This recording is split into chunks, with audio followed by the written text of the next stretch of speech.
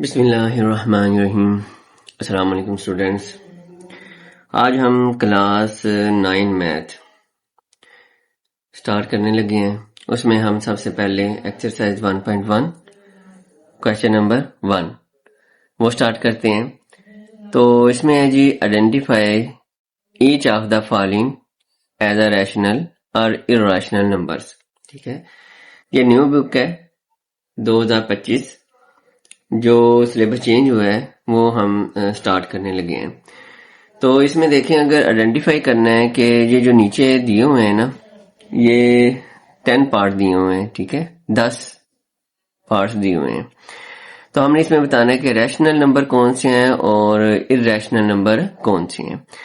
तो सबसे पहले हमें पता होना चाहिए कि रैशनल नंबर होते कौन से हैं और इर्रेशनल नंबर कौन से होते हैं।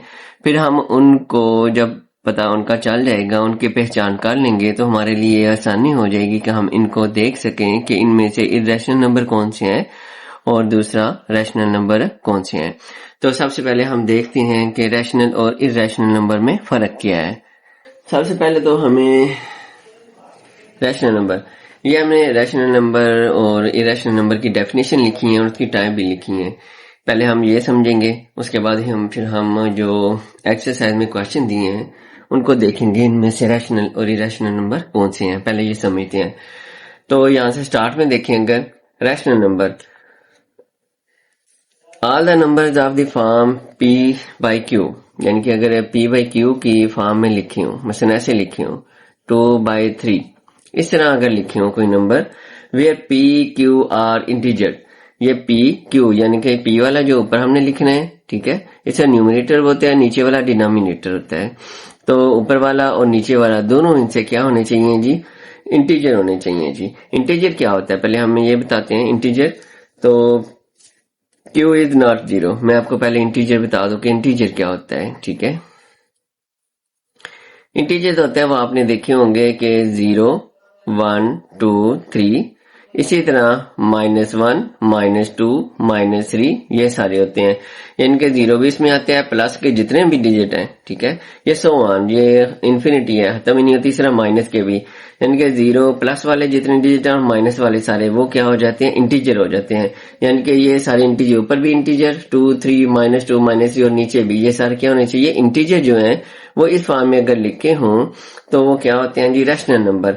और साथ ये बताया कि Q इज नॉट 0, ये नीचे रकम है, ये 0 नहीं होनी चाहिए। यहाँ से ऐसे नहीं होना चाहिए कि Q की वैल्यू 0 आ जाए। क्यों, अगर Q की वैल्यू 0 आ जाए तो वो सॉल्व भी नहीं होता, ठीक है, उसका आंसर इन्फिनिटी आता है। आप कैलकुलेट से करके भी देख सकते हैं। मतलब अगर आगे 0/2 तो उसका आंसर तो 0 आ जाता है, लेकिन अगर 2/0 हो तो उसका आंसर इन्फिनिटी आता है, वो कभी भी कंप्लीट नहीं होता। आप करके देख लें, 2 डिवाइडेड 0 से करना है तो 0 को किससे मल्टीप्लाई करें, 2 आएगा। जिससे मर्जी मल्टीप्लाई करें, 2 से करें तो वो 0 ही आता जाएगा। इस तरह ये कभी भी कंप्लीट नहीं होता, इसलिए उन्होंने कहा कि Q 0 नहीं होना चाहिए। पहले तो हमें यह है कि इस सूरत में हम लिख सकते हैं, तो इंटीजर है ये सारे जितने, इन सब के नीचे 1 होता है, ठीक है, ये सारे हम P by Q की शक्ल में हम लिख सकते हैं। जितने भी इंटीजर है वो रैशनल नंबर है। अब इसकी 2 टाइप्स हैं, वो हम देखते हैं जी। अब इसकी टाइप की तरफ आते हैं। 2 टाइप्स हैं, टर्मिनेटिंग डेसिमल फ्रैक्शन या नंबर। टर्मिनेटिंग डेसिमल नंबर ये होते कौन से हैं, a decimal number with the finite number of digits after the decimal point. Decimal number जिसमें पॉइंट आ जाता है, ठीक है, मतलब ये वाला लिखा 1/4 0.25, ये जो पॉइंट आ गया है, ये डेसिमल पॉइंट के बाद जितने भी नंबर है ये फाइनाइट होने चाहिए। फाइनाइट का मतलब है कि हमें पता हो कि पॉइंट के बाद 2 है, 3 है, इतनी होनी चाहिए, ठीक है। مثلا 0.25 हमने इसको डिवाइड किया है ना, जब 1/4 को डिवाइड किया, 1/4 किया है तो 0.25 आया है, ये फाइनाइट है। फाइनाइट का मतलब है कि 5 के बाद कंप्लीट हो गया है, इसका आंसर यहाँ पे कंप्लीट हो गया है। पॉइंट के बाद 2 आ जाए, 3 आ जाए, 4, 5, यहाँ तक अगर कंप्लीट हो जाए, आगे ना जाए तो वो क्या होते हैं, फाइनाइट नंबर होते हैं। अगर ऐसे जारी रहे 0.25, 3, 6 कैलकुलेटर से अगर करें तो ये आंसर जारी रहता है, तो इसे फाइनाइट नहीं कहते, इनफाइनाइट कहते हैं, ठीक है। तो अगर फाइनाइट आ जाए, फाइनल नंबर ऑफ डिजिट हो आफ्टर द डेसिमल पॉइंट के बाद, तो उसे हम कहते हैं जी टर्मिनेटिंग डेसिमल फ्रैक्शन। एक तो ये वाला होगा, अगर टर्मिनेटिंग डेसिमल, ये हम कहते हैं कि ये भी रैशनल है, ठीक है। अगर पॉइंट के बाद टर्मिनेटिंग फाइनाइट नंबर आ जाए तो इसे हम क्या कहते हैं जी, रैशनल। अब दूसरा, नॉन टर्मिनेटिंग भी हो सकता है, लेकिन इसके साथ एक शर्त भी है, रिकरिंग डेसिमल नंबर हो। नॉन टर्मिनेटिंग का मतलब है ऐसे नंबर है ये नॉन टर्मिनेटिंग है, ठीक है, ये खत्म ही नहीं हो रहे हैं, तो लेकिन साथ इसमें शर्त आ रही है रिकरिंग। रिकरिंग का मतलब है कि रिपीट होना। अगर रिपीट हो रहे हैं तो फिर हम इसको रैशनल में कर लेते हैं, वो मैं बताता हूँ। पहले डेफिनेशन देख लें, the decimal number with the repeating pattern of digit. Digit का पैटर्न रिपीट हो रहा है, ठीक है, आफ्टर द डेसिमल पॉइंट। अगर इसमें देखें 1/3 को देखें, 1/3 को देखें, 0.333, इसमें 3 रिपीट होता जा रहा है, तो हम इसको ऐसे लिख लेते हैं 0.3 ऊपर बार लगा लेते हैं, ठीक है। ये रिपीट हो रहा है तो ऊपर बार लगा लेना है, इसका मतलब है 3 रिपीट हो रहा है। हाँ, दूसरा अब ये दिया है 1/6 दिया हुआ है, 0.1666, इसमें 6 रिपीट हो रहा है, तो हम लिखेंगे 0.1 तो रिपीट नहीं हुआ, लेकिन 6 हो रहा है तो 6 के ऊपर लगा लिया कि 6 रिपीट हो रहा है, ठीक है, ये रिकरिंग हो रहे हैं। ऐसे भी आ सकते हैं कोई भी रकम हो, मतलब 1 2 3, फिर दोबारा 1, 0.1 2 3 1 2 3, क्योंकि यहाँ पे रिपीटिंग पैटर्न भी दिया हुआ। पैटर्न का मतलब है एक से ज्यादा भी हो जाते हैं, ये 3 इनसे एक सेम आ रहे हैं, ठीक है, ये रिपीटिंग पैटर्न हो रहा है, तो ये भी क्या हो गया जी, रिपीटिंग पैटर्न, ये रिकरिंग हो गया है। नॉन टर्मिनेटिंग है कि खत्म नहीं हो रहे, जारी हैं लेकिन सेम आ रहे हैं, तो इसको हम क्या कहते हैं, रिपीटिंग पैटर्न या रिकरिंग डेसिमल नंबर। अगर इस तरह के भी हो जाएं तो हम उसे क्या कहेंगे, रैशनल नंबर कहेंगे, ठीक है जी। अगर फाइनाइट नंबर आ जाएं, ठीक है, पॉइंट के बाद, यहाँ दूसरा क्या है, पॉइंट के बाद रिपीट आ जाएं तो लेकिन खत्म बेशक ना होते हों, तो उसे हम क्या कहेंगे, रैशनल नंबर। उम्मीद है समझ आ गई होगी। अब हम आते हैं इरेशनल नंबर की तरफ आते हैं। अच्छा, ये rational number, decimal number that do not repeat a pattern of digit, यानी कि पैटर्न जो पॉइंट के बाद जो डिजिट है रिपीट नहीं हो रहा है, ठीक है, do not repeat of pattern of digit after the decimal point, continue indefinitely, यानी कि वो कंटिन्यू है विदाउट टर्मिनेटिंग, ठीक है। टर्मिनेटिंग यहाँ पे हमने पढ़ा था जो फाइनाइट नंबर है, ठीक है, तो टर्मिनेटिंग के बगैर यानी कि जारी रहा है, रुक नहीं रहा। नॉन रिपीटिंग डेसिमल है, ठीक है, नॉन टर्मिनेटिंग है। नॉन रिपीटिंग का मतलब रिपीट नहीं हो रहे, जिस तरह ये रिपीट हो रहे हैं इस तरह रिपीट नहीं हो रहे। नॉन टर्मिनेटिंग, नॉन टर्मिनेटिंग का मतलब है कि ये टर्मिनेटिंग है, यहाँ पे खत्म हो रहे हैं लेकिन ये खत्म नहीं होते। नॉन रिकरिंग का मतलब वही है कि नॉन रिपीटिंग है, ठीक है, ये समझाने के लिए एंड पे लिख दिया कि नॉन टर्मिनेटिंग और नॉन रिकरिंग, नॉन रिपीट नहीं हो रहे हैं, ठीक है, क्योंकि ये नॉन टर्मिनेटिंग है लेकिन रिपीट हो रहे हैं, रिकरिंग है, तो ये रैशनल में आएंगे। ये नॉन टर्मिनेटिंग है कि जारी हैं, खत्म नहीं हो रहे, लेकिन नॉन रिकरिंग है, ये रिपीट नहीं हो रहे। अब यहाँ पे ये एग्जांपल दिए, π=3.141592, ये सेम, इसमें से कोई भी रिपीट नहीं हो रहे। इस तरह ई की वैल्यू है, इस तरह √2 की वैल्यू है, कोई भी इसमें रिपीट नहीं हो रहा, अलग अलग डिजिट सारे आ रहे हैं, तो इसे हम कहेंगे इरेशनल नंबर्स। उम्मीद है कि आपको रैशनल इरेशनल नंबर के दरमियान फर्क मालूम हो गया होगा। अब हम एक्सरसाइज की तरफ आते हैं जी। अच्छा जी, बारी बारी हम तमाम पार्ट को देखेंगे। तो पहला पार्ट देखें, 2.353535, ये यहाँ पे खत्म हो गया, तो खत्म हो जाए तो ये क्या हो जाता है जी, ये फाइनल नंबर ऑफ डिजिट आ गया है। तो फाइनल नंबर ऑफ डिजिट आ जाए तो वो कौन सा हो जाएगा, किस में आ रहा है कि रैशनल नंबर में आ जाए, तो ये क्या हो गया जी, रैशनल नंबर, ठीक है। अब हम करते हैं जी दूसरा पार्ट। दूसरा पार्ट है जी 0.6 बार। बार का मतलब ये रिपीट हो रहा है, यानी कि हम 0.6666 ऐसे हैं, ठीक है, ये ऐसे है। तो ये देखें इसमें रिपीट हो रहा है, 66 इसमें रिपीट हो रहा है, तो रिपीटिंग वाले नॉन टर्मिनेटिंग तो है कि जारी है, लेकिन रिकरिंग है, रिपीट हो रहा है, तो वो भी किस में आ जाएगा जी, रैशनल में आ जाएगा। यानी कि आपका दूसरा पार्ट भी क्या रहेगा जी, रैशनल नंबर, ठीक है। आपने बस इतना लिखा है, बताना है कि ये रैशनल नंबर इरेशनल नंबर है, ये भी रैशनल हो गया। अब हम करते हैं जी तीसरा पार्ट। तो ये तीसरा पार्ट देखें, 2.236067, ये जारी है, खत्म नहीं हो रहा, तो इसका मतलब है कि ये नॉन टर्मिनेटिंग है, नॉन टर्मिनेटिंग है। दूसरा, इसमें सेम भी नहीं आ रहा, कोई भी रिपीट नहीं हो रहा, तो इसके साथ क्या हो गया, नॉन रिकरिंग भी हो गया, नॉन टर्मिनेटिंग भी है, नॉन रिकरिंग भी है, रिपीट भी नहीं हो रहा, तो वो कौन सा हो जाएगा, इरेशनल नंबर, इरेशनल। अब हम करते हैं जी पार्ट नंबर 4 करते हैं जी। पार्ट नंबर 4 है जी हमारे पास है स्क्वायर रूट 7। इसके लिए जी हम कैलकुलेटर लेते हैं। ये देखें, अगर आपको नजर आ रहा है, ये स्क्वायर रूट ठीक है। उसके बाद 7 स्क्वायर रूट 7 लेंगे, उसका आंसर देखते हैं क्या आया है 2.64575। तो हम ये लिख लेते हैं, इसका आंसर है जी 2.6457513। ये जारी है, ये कंप्लीट नहीं हो रहा। तो ये देखिए 2 पॉइंट, इसमें ये खत्म नहीं हो रहा, तो इसका मतलब है नॉन टर्मिनेटिंग। इसमें कोई भी रिपीट नहीं हो रहा, तो ये नॉन रिकरिंग है। तो ये कौन सा हो जाएगा? Irrational number. आपने ये सिर्फ कैलकुलेटर से चेक करके सिर्फ इसको लिख देना है, ये आंसर में नहीं लिखना। बस इतना बता देना आपने, ये क्या हो जाएगा? Irrational number. ये मैंने बता दिया कि किस वजह से इरेशनल है। अगला पार्ट करते हैं। अच्छा, ये पार्ट नंबर 5 है ई। ई की वैल्यू ये देखें, यहाँ पे लिखी हुई है।